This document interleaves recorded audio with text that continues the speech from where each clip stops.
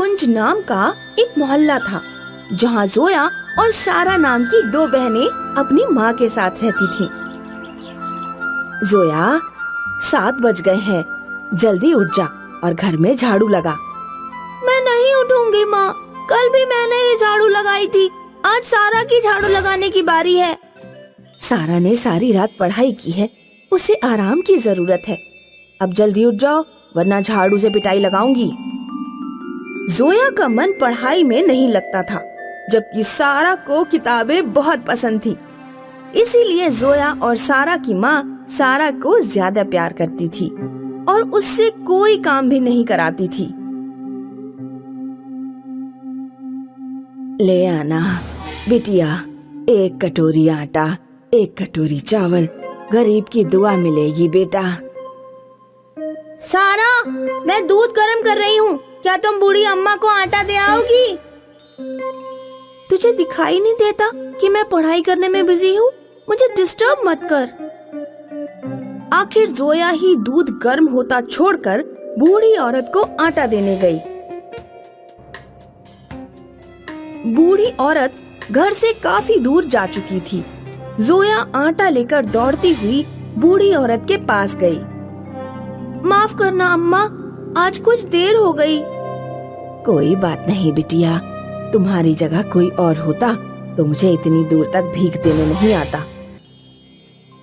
जोया जब वापस घर लौटी तब तक सारा दूध भगोने से बाहर निकल चुका था और भगोना जल चुका था। जोया की माँ बाथरूम से नहा कर निकली तो उसने देखा कि सारा दूध धरती पर फैला हुआ है। जोया, तुझे पता नहीं क्या कि हमारे घर की हालत इतनी खराब है और तू ऐसे दूध बर्बाद कर रही है? माँ, मुझे माफ करना, मैं बूढ़ी अम्मा को आटा देने गई थी, सारा यही बैठी थी, ये भी तो दूध देख सकती थी। मैं पढ़ाई कर रही थी ना। जोया, दूध खराब करने के लिए तुझे सजा मिलेगी। 2 दिन तू घर का सारा काम करेगी, लेकिन तुझे खाने को कुछ नहीं दिया जाएगा। जोया को 2 दिनों तक भूखा रहना पड़ा। सारा जोया को देख देख कर मुस्कुराती और उसे चिढ़ाती। 2 दिन बीतने के बाद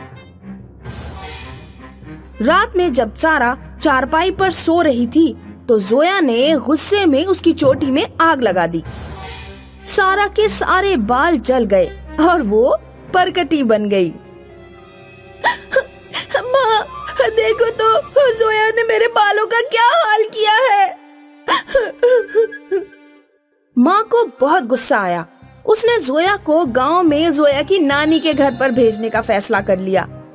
तुझे यहाँ रहकर पढ़ाने में मैं पैसे बर्बाद नहीं करूंगी, तू गांव जा और वहीं पर रहना।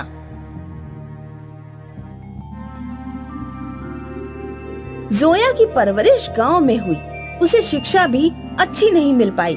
सारा शहर में रहकर पढ़ती रही और टीचर बन गई। जोया के नाना नानी उसे प्यार करते थे, लेकिन उनका निधन हो गया। उनके निधन के बाद जोया के मामा मामी ने जोया को घर से निकाल दिया। हम तुम्हारा खर्च नहीं उठा पाएंगे, अब तुम अपने घर जाओ। जोया जब अपने घर पहुंची तो उसे पता लगा कि उसकी माँ भी मर चुकी है और सारा ने अपनी पसंद के लड़के से शादी कर ली है। जोया, तू यहाँ क्या करने आई है? अब तेरा यहाँ पर कोई नहीं है। मामा मामी ने मुझे गांव से भगा दिया, मुझे रहने के लिए कोई जगह चाहिए, मुझे भी शादी करनी है। माँ, ये मकान मेरे नाम कर गई है और वैसे भी यहाँ जगह नहीं है।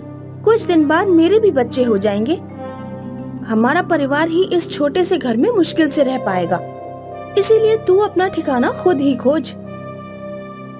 जोया बेचारी दर दर भटकने लगी।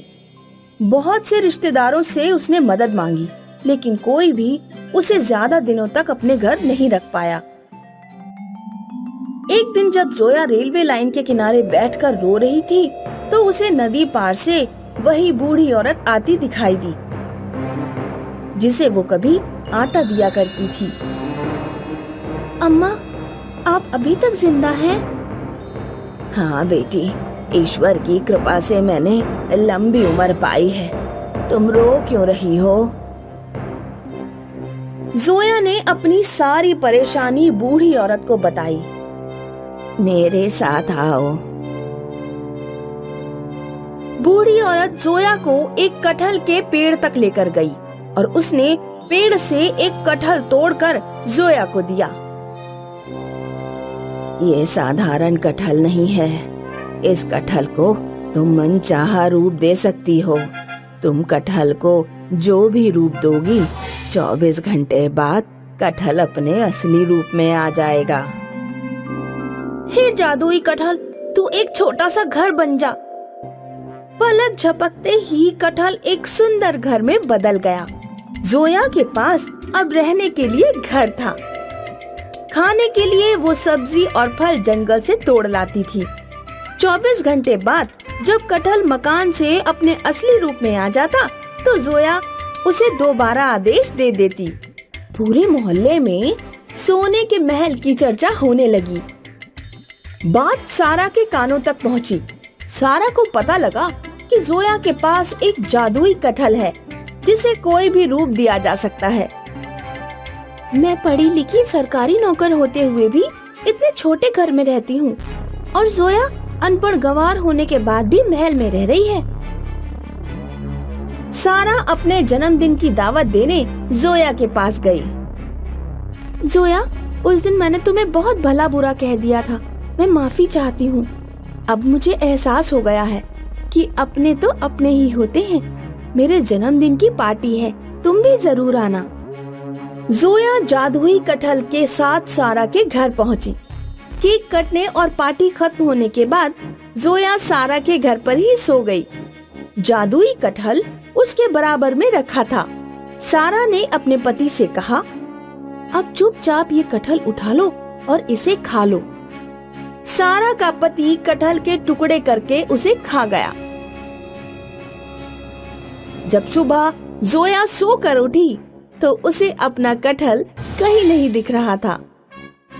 सारा, मेरे बराबर में जादुई कटहल रखा हुआ था, क्या तुमने उसे देखा? नहीं, मैंने तो नहीं देखा। ऐसा कहकर सारा नहाने चली गई। जादुई कटहल, तुम जहाँ भी हो एक बड़ा सा गुब्बारा बन जाओ। जोया ने ऐसा इसलिए कहा कि जब कटहल बड़ा गुब्बारा बन जाएगा तो वो जहाँ भी होगा उसे दिख जाएगा। अचानक सारा के पति का पेट फूलने लगा क्योंकि कटहल उसके पेट में था। सारा जल्दी यहाँ आओ, मेरा पेट फूलकर फटा जा रहा है। अरे रे रे, ये क्या हो रहा है? कोई मेरे पति को बचाओ।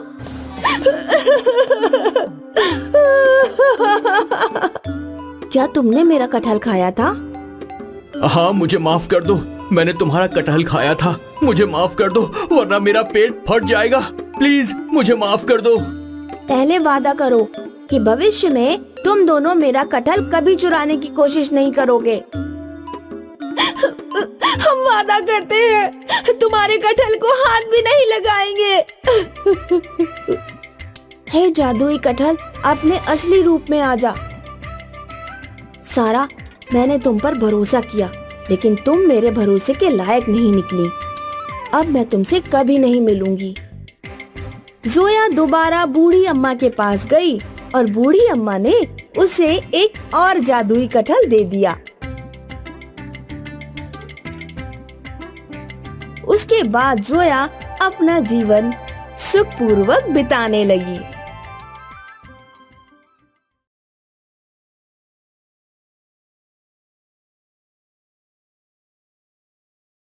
बहुत दूर किसी देश में उल्टापुर नाम का एक गांव था जहां लड़के घर का काम संभाला करते थे और शादी के बाद ससुराल जाया करते थे। वहीं लड़कियां बाहर काम करने जाया करती थी। इस गांव में रेणुका नाम की एक गरीब किसान औरत रहती थी जिसकी 3 लड़कियां और एक लड़का था। लड़कियों के नाम थे केशवी, अंजलि और निहारिका।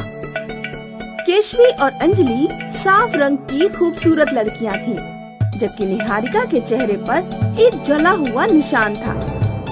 बचपन में निहारिका के ऊपर गर्म दूध गिर गया था। उसी से उसके चेहरे पर एक बड़ा निशान पड़ गया था। केशवी और अंजलि हमेशा निहारिका को इस बात का एहसास कराती रहती कि निहारिका उन दोनों की तरह खूबसूरत नहीं है। अंजलि देखो, माँ 3 नए सूट सलवार के कपड़े खरीद कर लाई है। ये सूट के कपड़े तो बहुत सुंदर हैं। मैं 2 रखूंगी, तुम 1 ले लो। एक सूट का कपड़ा मुझे भी चाहिए। माँ मेरे लिए भी जरूर लाई होगी। सूट का कपड़ा कितना भी सुंदर हो, जब तू उसे पहनेगी तो तेरे बदसूरत चेहरे के कारण सूट बदसूरत ही लगेगा। एक दिन रेणुका ने अपनी तीनों लड़कियों को बुलाकर कहा, केशवी, अंजलि और निहारिका, अब तुम तीनों को पैसे कमाने के लिए बाहर काम करने जाना होगा, क्योंकि अकेले खेती बाड़ी से इस घर का खर्चा नहीं चल रहा है। तुम्हारे भाई की शादी भी करनी है। ससुराल ही लड़कों का असली घर होता है। रेणुका ने अपनी तीनों बेटियों को कुछ पैसे दिए और उन्हें काम ढूंढने के लिए भेज दिया। तीनों लड़कियां काम ढूंढते ढूंढते पशुपालन करने वाली एक बड़ी व्यापारिन के यहाँ पहुँची। व्यापारिन कुत्ते, बिल्लियां, घोड़े जैसे पालतू जानवरों को बेचने का काम करती थी। तो तुम तीनों को काम चाहिए। ऐसा करो, केशवी, तुम कुत्तों की दुकान पर चली जाओ। कुत्तों की साफ सफाई का ध्यान रखना और उनके खाने पीने का भी। अंजलि, तुम्हें बिल्लियों की दुकान पर जाना है और बिल्लियों का ख्याल रखना है। निहारिका, तुम अस्तबल में चली जाओ और घोड़ों की देखभाल करना। तीनों बहनें अपना अपना काम संभालने लगीं। केशवी और अंजलि को जब भी मौका मिलता वो निहारिका की मुसीबतें बढ़ा देती। निहारिका जब सो रही होती तो केशवी और अंजलि अस्तबल में जाकर घोड़ों के ऊपर कीचड़ फेंक आती। तब निहारिका को बेवजह ज्यादा मेहनत करके घोड़ों को साफ करना पड़ता। 2 वर्ष बीत गए। व्यापारी ने तीनों लड़कियों को बुलाकर कहा, तुम तीनों ने अच्छा काम किया है। अब तुम चाहो तो पैसे लेकर अपने घर जा सकती हो। तीनों बहनें अपनी कमाई लेकर घर की तरफ लौटने लगीं। वे रास्ते में भी एक पेड़ के नीचे आराम करने के लिए रुकी। मुझे प्यास लग रही है, मैं अभी पानी पीकर आती हूँ। निहारिका जब पानी पीने चली गई तो केशवी ने अंजलि से कहा, कैसा हो अंजलि, अगर निहारिका के पैसे हमें मिल जाएं, तब तो बहुत अच्छा होगा।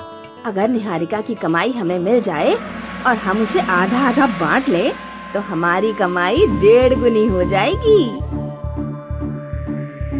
अंजलि और केशवी ने एक गड्ढा खोदा और उसके ऊपर घास डाल दी। उन दोनों ने अपने पैसों की पोटली पेड़ के नीचे रख दी और गड्ढे के उस पार जाकर निहारिका को आवाज दी, निहारिका, देखो मैंने कितनी सुंदर तितली पकड़ी है। क्या तुम इसे अपने हाथ में लेना चाहोगी? निहारिका को तितलियां पसंद थीं। उसने भी अपने पैसे की पोटली पेड़ के नीचे रखी जहां बाकी पोटलियां रखी हुई थीं, और तितली लेने के लिए केशवी की तरफ बढ़ी। जैसे ही घास पर उसका पैर पड़ा वो गड्ढे में जा गिरी और निहारिका की पोटली लेकर वहाँ से भाग निकली। कुछ देर बाद एक लकड़हारिन वहाँ से गुजरी। उस गड्ढे में से उसे आवाज सुनाई दी, सुनो, क्या कोई बाहर है? मेरी मदद करो, मुझे यहाँ से बाहर निकालो। लकड़हारे ने रस्सी से किसी तरह निहारिका को बाहर निकाला। गड्ढे में गिरने पर निहारिका के पैर की हड्डी टूट गई थी। निहारिका को ठीक होने में कुछ महीने लग गए। महीनों बाद जब वो घर लौटी तो उसे पता लगा कि उसकी माँ मर चुकी है और भाई की शादी हो चुकी है। अंजलि और केशवी ने भी शादी कर ली थी। निहारिका, तुम्हारे लिए अब घर में कोई जगह नहीं है। मैं और केशवी तुम्हें घर में घुसने नहीं देंगे, तो यहाँ से निकल लो और अब कभी अपनी शक्ल भी मत दिखाना। निहारिका के पास पैसे नहीं थे। वो बेचारी भूखी प्यासी इधर उधर भटकने लगी। जब निहारिका से और नहीं चला गया, ने पेड़ के चारों तरफ एक गोल नाली खोदी और उसमें पानी भर दिया। तब पेड़ हरा भरा हो गया और उस पर बड़े बड़े पपीते आ गए। तभी उस पेड़ से एक पपीता नीचे गिरा और वो एक घर में बदल गया। अरे वाह, इतना सुंदर पपीते का घर। हाँ मेरे पपीते, तुम जहाँ भी गिराओगी वहाँ एक ऐसा घर बन जाएगा। इस घर के अंदर सारी सुविधाएं हैं। टंकी में मेरा जूस निकलता है, तुम उसे पीकर अपनी भूख और प्यास मिटा सकती हो। साथ ही अगर तुमने मेरे जूस को उबाला तो मेरा जूस सोने का बन जाएगा। उधर केशवी और अंजलि के सारे पैसे खर्च हो चुके थे। वो दोनों दोबारा काम की तलाश में बाहर निकले। जब वो जंगल की तरफ से गुजर रही थी तो उन्होंने पपीते का घर देखा। उन्होंने देखा कि घर के बाहर निहारिका सोने की कुर्सी पर बैठी है और बुक पढ़ रही है। निहारिका, क्या ये तुम्हारा घर है? क्या तुम इतनी अमीर हो गई हो कि सोने की कुर्सी पर बैठती हो? हाँ, ये मेरा घर है और इसमें हर चीज सोने की है, लेकिन मैं तुम्हें घुसने नहीं दूंगी क्योंकि मुझे तुम्हारा व्यवहार अच्छी तरह याद है। इतना कहकर निहारिका घर के अंदर चली गई। अंजलि और केशवी निहारिका से घर छीनने का प्लान बनाने लगे। क्या कहती हो केशवी, एक बार फिर निहारिका को मजा चखा दिया जाए? हाँ, पपीते का घर अगर हमें मिल जाए तो हमारी मौज ही मौज होगी। इस बार केशवी को उठाकर किसी गहरे कुएं में फेंक आएंगे। रात में अंजलि और केशवी घर के दरवाजे की तरफ बढ़े, लेकिन अचानक वे दोनों एक गड्ढे में जा गिरे। तभी निहारिका घर से बाहर आई। तुम दोनों ने जिस चाल से मुझे गड्ढे में गिराया था, उसी चाल से मैंने भी तुम्हें गड्ढे में गिराया है और ये गड्ढा कुछ ज्यादा ही गहरा है। लेकिन तुम चिंता मत करो, मैं तुम्हें यहाँ से खाना फेंकती रहूंगी, लेकिन बाहर कभी नहीं निकालूंगी। ऐसा कहकर निहारिका सोने चली गई और अंजलि और केशवी गड्ढे में रोती रह गईं। अमरोहा गांव में दिनकर और सूर्या नाम के दो भाई रहते थे। दिनकर 10 साल पहले पैसे कमाने के लिए दिल्ली चला गया था। वो वहाँ मिठाई की दुकान चलाता था। सूर्या गांव में रहकर ही खेती बाड़ी करता था। दिनकर और सूर्या दोनों के नाम 50-50 बीघा आम के बाग थे, जिनमें बहुत ही मीठे आम आया करते थे। दिनकर की बेटी करिश्मा को आम के बागों में घूमना पसंद था। बाग के कोने में एक बहुत बड़ा घना आम का पेड़ था।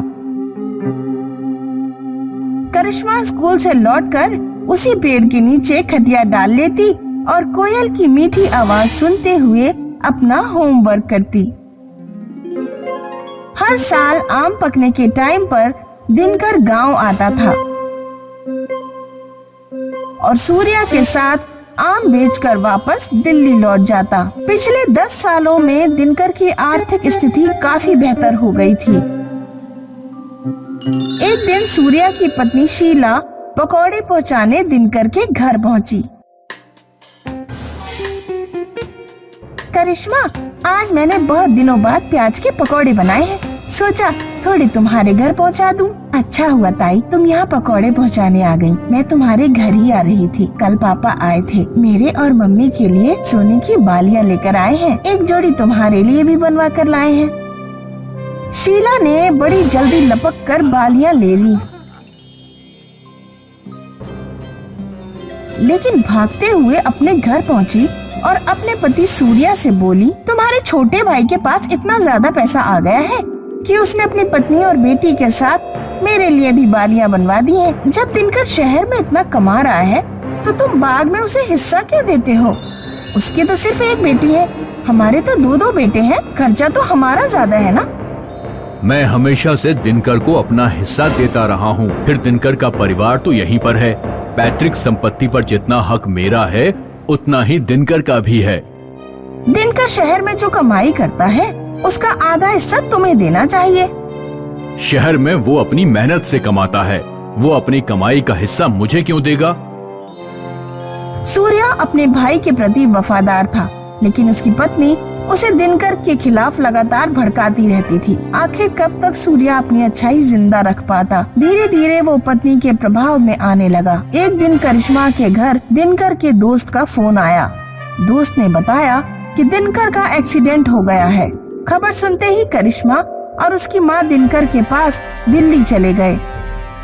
सूर्या और उसकी पत्नी भी दिनकर को देखने गए, लेकिन जल्दी वापस लौट आए। अजी, मैं तो कहती हूँ यही मौका है बाग अपने कब्जे में लेने का।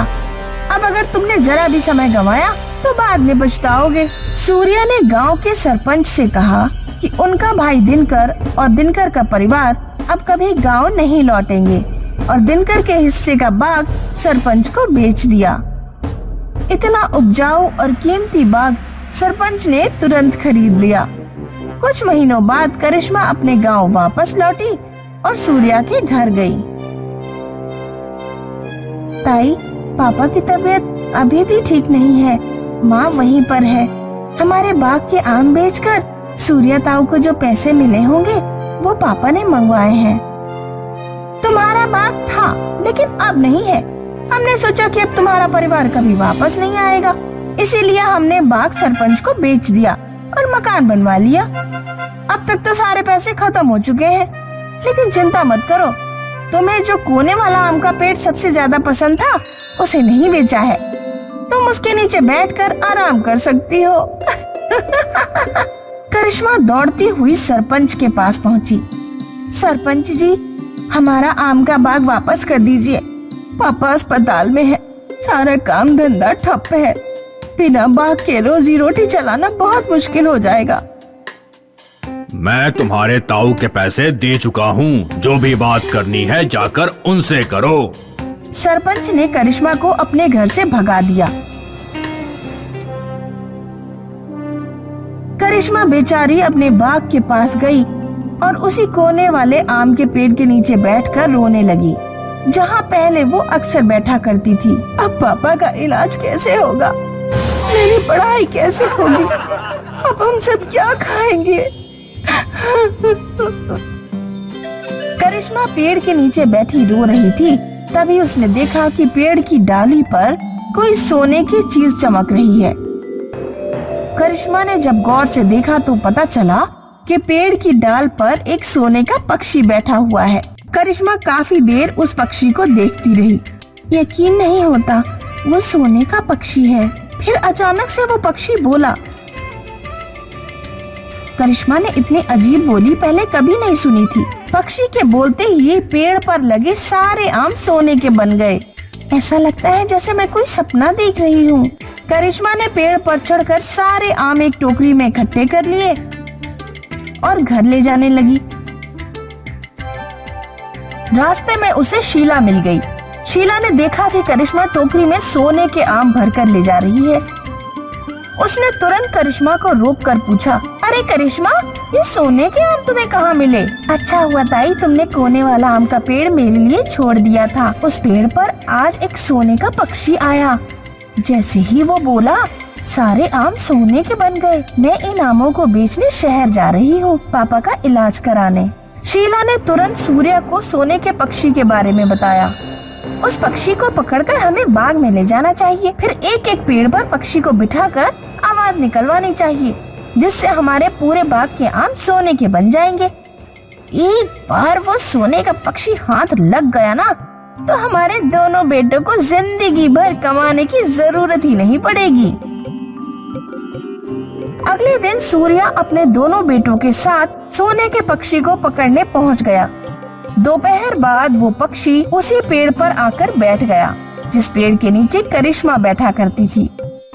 सूर्या ने पक्षी के ऊपर जाला डालकर उसे पकड़ लिया। सूर्या ने पिंजड़े को ले जाकर अपने बाग में एक पेड़ पर रख दिया और पक्षी को बोलने के लिए मजबूर करने लगा।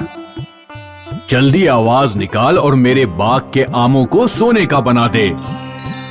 सूर्या काफी देर तक कोशिश करता रहा, लेकिन पक्षी कुछ भी नहीं बोला।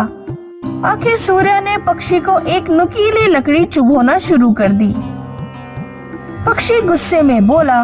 उसके बोलते ही सूर्या और उसके दोनों बेटे सोने के बन गए। गांव वालों ने जाकर शीला को खबर दी। तब शीला अपनी छाती पीट पीट कर रोने लगी। राधिका बचपन से लड़कों के साथ घूमा करती थी। लड़कों के बीच रहकर उसे पान खाने की लत लग गई थी। वो जवानी तक नहीं छूटी। आज फेरे पड़ने के बाद राधिका की विदाई होने वाली थी। राधिका की माँ उसे समझाने लगी, बेटी अपने मुंह और पान पर काबू करना। अब तुम पराए घर जा रही हो। वहाँ तुम्हारे मम्मी पापा तो होंगे नहीं जो तुम्हारे नखरे सुने। सास ससुर से पाला पड़ेगा और उन्हीं के हिसाब से चलना होगा। 2-4 दिन सह लूंगी मम्मी, पर अगर सास ने ज्यादा चपड़ चपड़ की तो पान खाकर सास के मुंह पर ही थूक दूंगी। ससुराल पहुंचकर राधिका ने 1-2 दिन अपने ऊपर कंट्रोल किया और पान नहीं खाया, पर वो बहुत ज्यादा दिन खुद को रोक नहीं पाई। एक दिन जब राधिका की सास सोकर उठी तो उसने दीवार पर लाल लाल पान के निशान देखे। राहुल, क्या तुमने पान खाकर थूका है? नहीं माँ, मैंने नहीं थूका है। तो फिर दीवार पर ये पान के छींटे कैसे आए? माँ, वो राधिका पान खाती है। क्या? बहू, कान खोल कर सुन लो। अगर आगे कभी मुझे घर में पान दिख गया तो तुम्हारी इस घर से छुट्टी कर दूंगी। राधिका को ससुराल आने पर पता लगा कि उसका पति राहुल अपनी माँ के सामने बिल्कुल भीगी बिल्ली है। एक दिन एक छोटी लड़की घर पर आई। मामा, मेरे पापा बीमार हैं। माँ दवा लेने गई हुई है। घर में खाने को कुछ भी नहीं है। एक कटोरी सब्जी दे दो, मुझे बहुत भूख लगी है। गुनगुन, मैं अभी सब्जी लेके आता हूँ। रुक जाओ राहुल, इसे सब्जी नहीं मिलेगी। सुन लड़की, चुपचाप इस घर से बाहर निकल जा। बार बार मना करने पर भी तुझे समझ नहीं आता। आगे कभी इस घर में आई तो वो मोटा सा डंडा देख ले। डंडा देखकर लड़की तुरंत भाग गई। राहुल जब कमरे में आया तो राधिका ने उससे कहा, वो लड़की कौन थी? थोड़ी सब्जी उसे दे देते तो कौन सी आफत आ जाती। शादी से पहले तो तुम मेरे सामने बहुत बहादुरी की बातें कर रहे थे और अब अपनी मम्मी के सामने जुबान नहीं खुल रही है।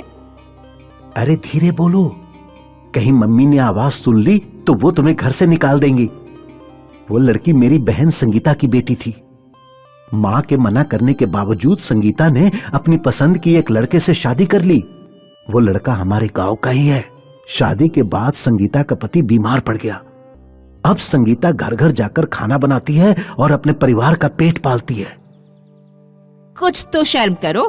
तुम्हारे अंदर इतनी सी हिम्मत नहीं है कि अपनी माँ से छुपाकर तुम एक बेचारी लड़की की मदद कर सको। नहीं, मेरे अंदर हिम्मत नहीं है। अगर माँ को पता चल गया तो वो मुझे प्रॉपर्टी से बेदखल कर देंगी और सारी प्रॉपर्टी मेरे भाई रमन के नाम कर देंगी। ठीक है, अगर तुमसे उस लड़की की मदद नहीं होती तो मैं उसकी मदद करूंगी। एक दिन शाम को जब राधिका आंगन में बैठी थी तो उसे सड़क पर वही लड़की गुनगुन दिखाई दी। सुनो गुनगुन, यहाँ आओ। मैं तुम्हारी नई मामी हूँ। जब भी तुम्हें किसी चीज की जरूरत पड़े तो मुझसे मांग लेना। मैं तुम्हें आज का खाना भी दे देती हूँ। क्या तुम मेरे लिए पान ला दोगी? राधिका गुनगुन को रोजाना खाना दे देती और गुनगुन से पान भी मंगवा लेती थी। एक दिन राधिका की सास ने राधिका को रंगे हाथों पकड़ लिया। राधिका के साथ राहुल भी मौजूद था। बहू, उस लड़की को खाना देने की तुम्हारी हिम्मत कैसे हुई? उसकी माँ को जरा पता लगने दो कि मेरी इच्छा के खिलाफ जाने का परिणाम क्या होता है।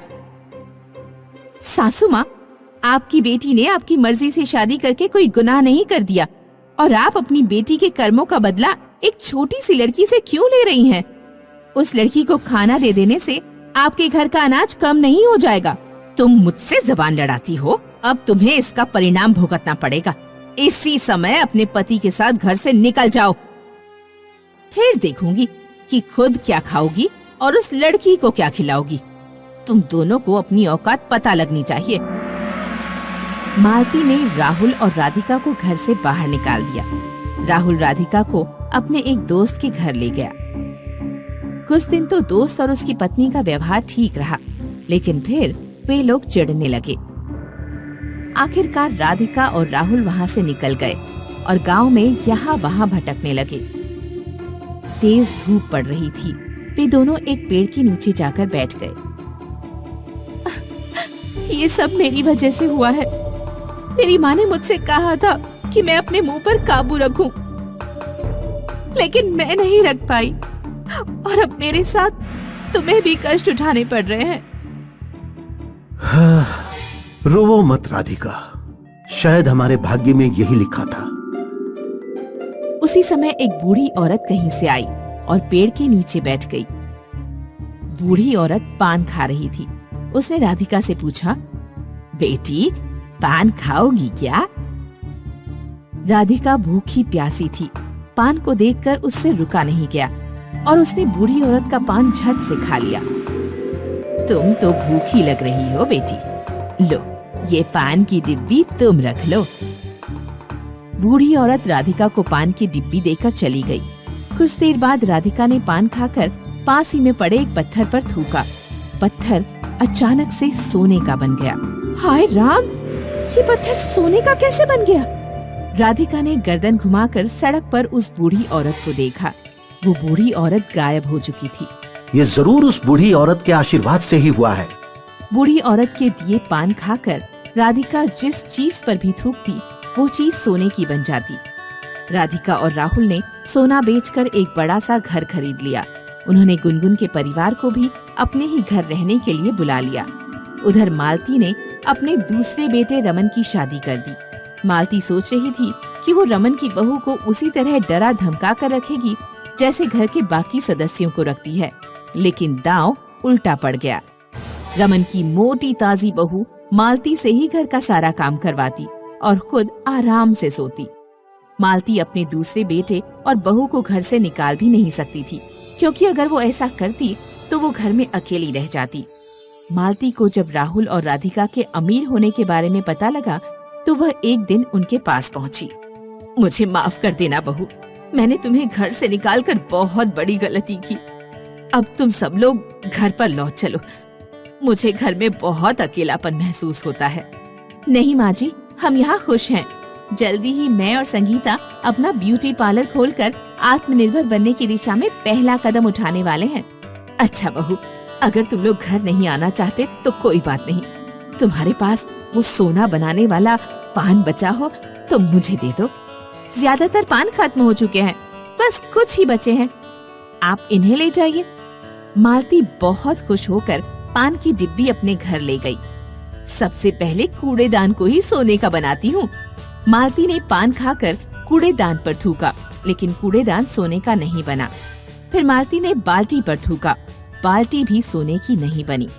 सोना पाने के लालच में मालती ने बेड, अलमारी, दीवार, घर की हर एक चीज पर पान खाकर थूका, लेकिन कोई भी चीज सोने की नहीं बनी। रमन की बहू जब सोकर उठी तो उसने देखा कि पूरा घर पान के निशानों से गंदा हो चुका है। सासू माँ, जल्दी से पूरा घर और घर की हर एक चीज साफ करो, वरना वो मोटा डंडा देख लो। रमन की बहू मालती के पीछे डंडा लेकर खड़ी हो गई और उसने मालती से पूरा घर रगड़ रगड़ कर साफ कराया।